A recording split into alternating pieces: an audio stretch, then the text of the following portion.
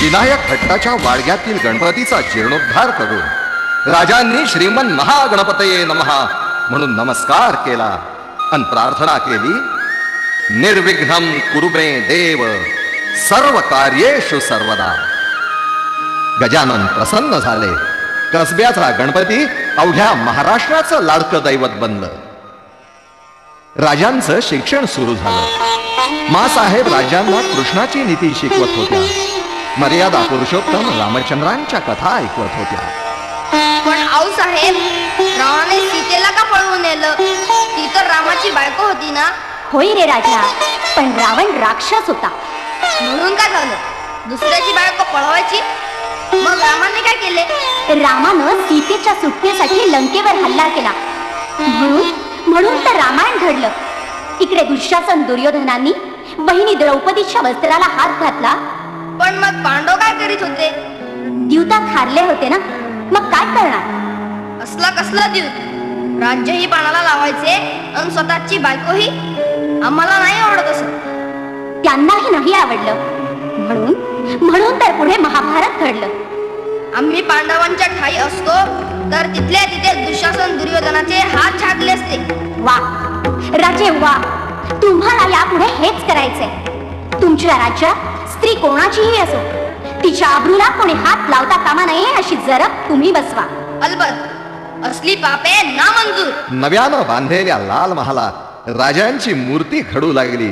मासाहेबांच्या मार्गदर्शनाखाली जहागिरीची उत्तम व्यवस्था सुरू झाली. राजे लाल मातीत आणि राजनीतीत सारखेच रंगू लागले. शाबास राजे शाबास, आपल्याकडून आमची हीच अपेक्षा आहे. पण शिवा, अशा पाप्यांना शिक्षा द्यायची म्हणजे तुमचं शरीर सुद्धा बलदंड असलं पाहिजे. त्यासाठी आता बाजींच्या संगे जरा आखाड्यात उतरा. या राज या, चला आपण कुस्ती खेळूया. सांभाळ बरं राज, ही बघा लावली आतली का. आणि बघा बाजी, तुम्ही झालात चीत. शाबास राज, गुरुची द्या गुरुला. राजे, कुस्तीतच काय पण युद्धात सुद्धा असेच तयार व्हा. शत्रूनं टाकलेला डाव असाच त्याच्यावर उलटवता आला पाहिजे. आऊसाहेब, तुमचा आशीर्वाद आणि आईभवानीची कृपा असली की होईल तस. जीवाभावाचे सवंगडी जमा होऊ लागले आणि राजांना वेध लागले भविष्याचे. आपल्या जहागिरीतील प्रत्येक बारीक सारीक गोष्टींवर बाळराजे जातीनं नजर ठेवून होते. आणि एक दिवस गजब झाला. आऊसाहेब, मला न्याव द्या. राजा, मला न्याव द्या. ओ न्याव द्या. उठा आजोबा उठा, काय झालं? आपली फरियाद सांगा बाबा.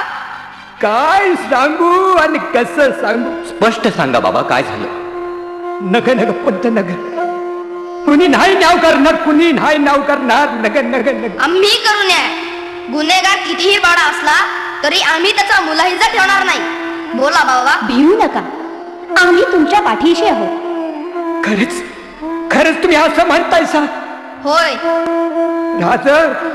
रांझ्याच्या बाबाजी गुजर पाटलाने काय केलं पाटलानं? माझ्या बाळीवर बळजबरी केली. माझी कच्ची कळी खोडून टाकली. हो, खोडून टाकली. कुठे आहे तुमची मुलगी?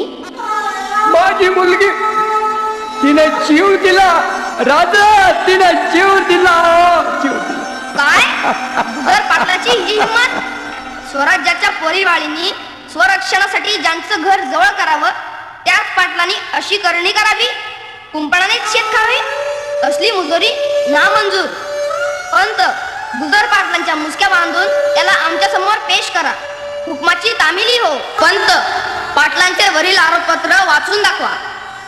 जी. बाबाजी गुजर पाटील रांझेकर, तुम्ही एका कोवळ्या मुलीवर बळजबरी केली. कोण म्हणतो? अरे म्या म्हणतो.